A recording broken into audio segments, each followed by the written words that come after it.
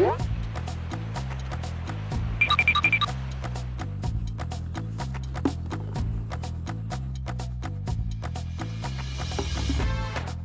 si Empoy sa panghuhuli ng mga hermit crab. Kaya ako naman ang toka sa kusina. So ito yung hermit crab. Ito yung crab na makukuha mo dito sa loob ng shell na to. Ayan. Ayan, ganyan na itsura niya. Hindi pa ako nakakatry magluto nito, pero ngayon, magluluto tayo. Ang alimango at alimasag na kamag-anak ng hermit crab, perfect iluto sa gata. Kaya for today's video, sa gata rin natin palalanguyin ang mga hermit crab na nahuli ni Empoy. Ginataang hermit crab.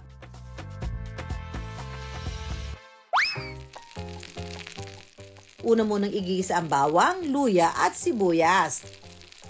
Pag nagisa na natin itong mga parang spices, ilagay na natin yung mga gulay.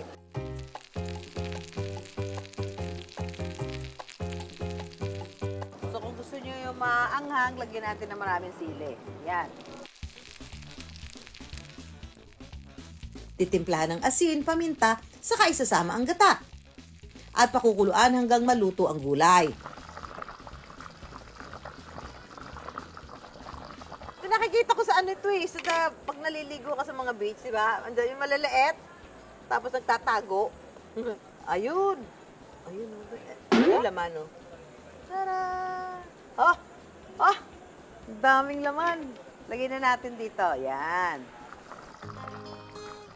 Kapag nailagay na ang mga hermit crab, pakukuluan lang ito saglit para bumitaw siya doon sa pinaka-shell.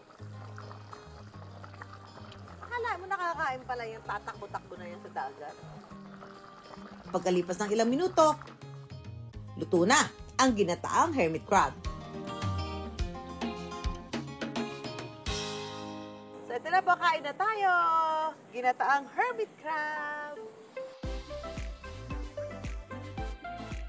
Mga ka-wonder, tikiman time na! Para siyang crab, yung aligin ng alimango, gano'n. Masarap po.